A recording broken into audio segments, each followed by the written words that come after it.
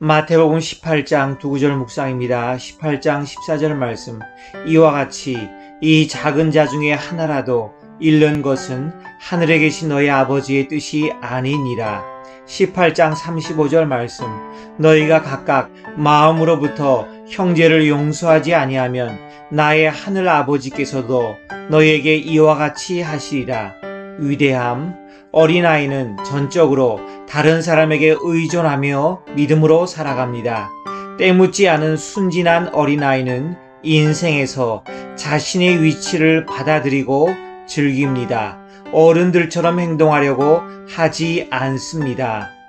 우리가 아이들을 대하는 방식은 우리가 얼마나 겸손을 실천하는지를 나타냅니다. 우리가 그들을 받아들이는가? 아니면 그들을 경멸하는가? 우리는 그들을 본받습니까? 아니면 우리의 나쁜 본보기로 인해 그들을 걸려 넘어지게 합니까? 길을 잃은 것은 어린 양이 아니라 다 자란 양이었습니다. 진실함, 사랑 안에서 진리를 말하는 것은 그리스도인의 아름다운 교제를 유지하는 비결입니다. 우리가 형제에게 원망 들을 만한 일을 행했는데도 먼저 화목하지 않으면 시간이 오래될수록 더 많은 사람들이 어려움에 빠지게 됩니다. 겸손과 정직은 서로 조화를 이루며 함께 작용해야 합니다. 용서. 베드로는 순종할 규칙을 원했는데 이는 그가 예수님이 가르친 정신에 서 있지 않다는 것을 보여줍니다. 이 비유는 구원에 관한 것이 아니라 하나님의 백성들 사이에 용서에 관한 것입니다. 하나님께서 우리를 용서하셨기 때문에 우리도 다른 사람들을 용서해야 합니다. 그리스도께서는 자신의 목숨이라는 큰 희생을 치르시고 우리를 용서하셨기 때문에 우리도 다른 사람들을 용서할 수 있어야 합니다. 용서하기를 싫어하는 영을 가지고 있으면 영적으로나 감정적으로 감옥에 갇히게 됩니다. 우리가 품은 이 사치스런 용서하지 못하는 악의에 대해 값비싼 대가를 치러야 합니다. 이 행동이 그만한 가치가 있을까요? 마태복음 19장 두 구절 묵상입니다. 19장 8절 말씀. 예수께서 이르시되 모세가 너희 마음의 완악함 때문에 아내 버림을 허락하였거니와 본래는 그렇지 아니하니라. 19장 29절 말씀. 또 내 이름을 위하여 집이나 형제나 자매나 부모나 자식이나 전토를 벌인 자마다 여러 배를 받고 또 영생을 상속하리라. 예수님께서 당신의 결혼 생활을 치유하게 하십시오. 어떤 관행들은 합법적이지만 성경 말씀에 근거하여 바르지 않기 때문에 우리는 성경이 가르치는 원리를 따라야 합니다. 하나님의 원래 계획은 평생 동안 한 남자와 한 여자가 결합하여 사는 것입니다. 그러나 하나님은 이스라엘을 위해 양보하시고 이혼을 허락하셨습니다. 그러므로 이혼은 문제의 해결책으로 주어진 것이 아닙니다. 두 사람이 새로운 시작을 하기 위해서는 마음의 변화가 필요하며 오직 예수님만이 우리의 마음을 바꾸어 주실 수 있습니다. 어려움에 빠진 결혼 생활로부터 도망치기 전에 먼저 하나님께 달려가 그분의 도움을 구해야 합니다. 예수님께서 당신의 가족을 축복하게 하십시오. 아이들은 예수님께 가까이 나가고 싶어 하지만 너무 자주 어른들이 방해가 됩니다. 가장 훌륭한 부모는 자녀가 쉽게 이것을 하도록 합니다. 그들이 그리스도께 나와 그분을 사랑하며 그분의 축복을 받을 수 있도록 길을 활짝 열어줍니다. 예수님께서 당신의 모든 것을 가지도록 하십시오. 부유한 청년은 자신을 너무 높게 생각하였고 하나님 앞에서 정직하지 못했습니다. 돈은 그를 구원받지 못하게 가로막고 있었고 그는 회개하지 않았고 거짓 신을 포기하지 않았습니다. 우리가 예수님께 모든 것을 바칠 때 우리는 우리의 것을 잃어버리는 것이 아닙니다. 이 생과 다음 생에서 우리들을 넉넉히 축복하십니다. 그러므로 아름다운 결혼이란 두 사람 사이의 계약이 아니라 세 사람 사이의 성스러운 언약입니다.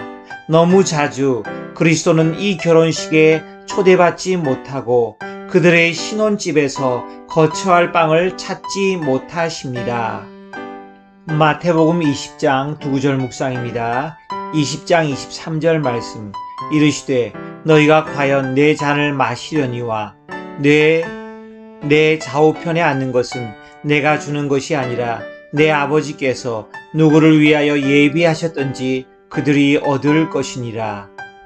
20장 28절 말씀.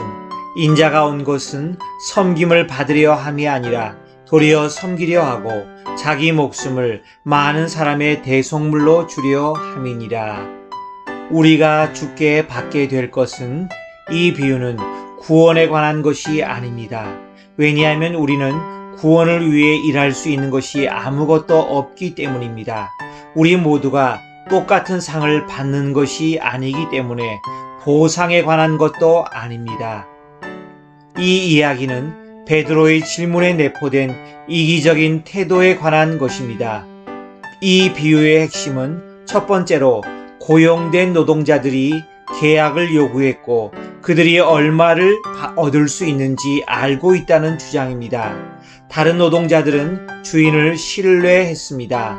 만일 우리가 하나님께 계약을 요구한다면 우리는 우리 자신을 도둑질하게 됩니다. 왜냐하면 하나님께서는 그분의 일꾼들에게 관대하시기 때문입니다. 우리는 우리의 일에 충실해야 하고 다른 일꾼들을 관찰하는 일을 멈추어야 합니다. 그러면 하늘 아버지께서도 우리에게 관대하게 대해 주실 것입니다. 무엇을 원하십니까? 야고보와 요한의 어머니는 그리스도의 약속을 기억하고 그녀의 두 아들을 위해 그것을 요구했습니다.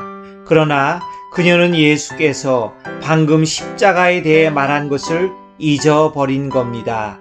그녀는 영광에 이르는 유일한 길은 고난을 통해서라는 것을 알았어야 했지만 깨닫지 못했습니다. 우리는 보호자를 위해 기도하지 않습니다. 그것은 대가를 지불해야 얻을 수 있기 때문입니다. 우리는 이기적인 기도를 드리지 않도록 조심해야 합니다.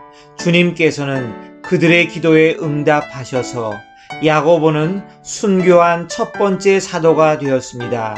그리고 요한은 로마의 포로로서 큰 시련을 겪게 되었습니다.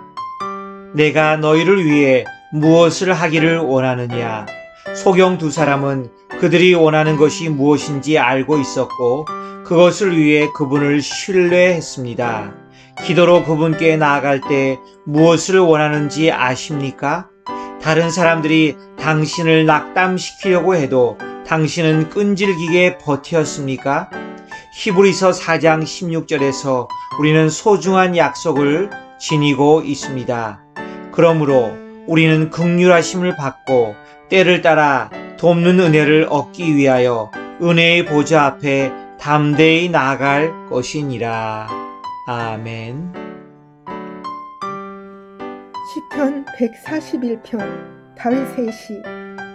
여호와여, 내가 주를 불렀사오니 속히 내게 오시옵소서. 내가 주께 부르짖을 때에 내 음성에 귀를 기울이소서. 나의 기도가 주의 앞에 분향함과 같이 되며 나의 손드는 것이 저녁 제사같이 되게 하소서. 여호와여, 내 입에 파수꾼을 세우시고 내 입술의 문을 지키소서. 내 마음이 악한 일에 기울어 죄악을 행하는 자들과 함께 악을 행하지 말게 하시며 그들의 진수성찬을 먹지 말게 하소서. 의인이 나를 칠지라도 은혜로 여기며 책망할지라도 머리에 기름같이 여겨서 내 머리가 이를 거절하지 아니할지라. 그들의 재난 중에도 내가 항상 기도하리로다. 그들의 재판관들이 바위 곁에 내려 던져졌도다. 내 말이 닳므로 무리가 들으리로다. 사람이 밭가라 흙을 부스러뜨림 같이 우리의 해골이 수월 입구에 흩어졌도다. 주 여호와여, 내 눈이 주께 향하며 내가 주께 피하오니 내 영혼을 빈궁한 대로 버려두지 마옵소서. 나를 지키사 그들이 나를 잡으려고 놓은 올무와 악을 행하는 자들의 함정에서 벗어나게 하옵소서. 악인은 자기의 그물에 걸리게 하시고 나만은 온전히 면하게 하소서.